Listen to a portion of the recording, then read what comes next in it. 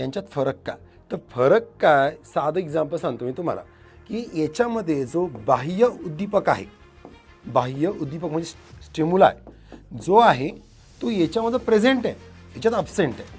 याचं best example काय, की इथं समजा काही दोरी आहे आणि ती साप वाटणं, म्हणजे दोरी आहे ना, उद्दीपक आहे, पण मी चुकीचं त्याला हॅल्युसिनेट केलं, की मी इल्युजनमध्ये गेलो, कळतंय. पण इथं मात्र आश्चर्य, एखादा मृत व्यक्तीने हाक मारली असं आठवणं, वाटणं, पण इथं मृत व्यक्ती हजर आहे का, नाही. म्हणजे बाह्य उद्दीपक स्टिम्युलाय अब्सेंट आहे चित्तभ्रममध्ये, हा एक समजून घ्या.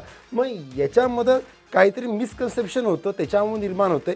याला जबाबदार असतं भावनिक अवस्था, टेन्शन, स्ट्रेस, या गोष्टी याला जबाबदार असणार आहेत. आणि इथंच आपल्या टी परीक्षेला या फरकांवरती प्रश्न विचारला जातो, की पूर्वीपैकी कोणता भ्रम हे इंद्रिय भ्रम आहे की चित्तभ्रम आहे, आणि तेच आपल्याला करायचं आहे. आणि त्याच्याशिवाय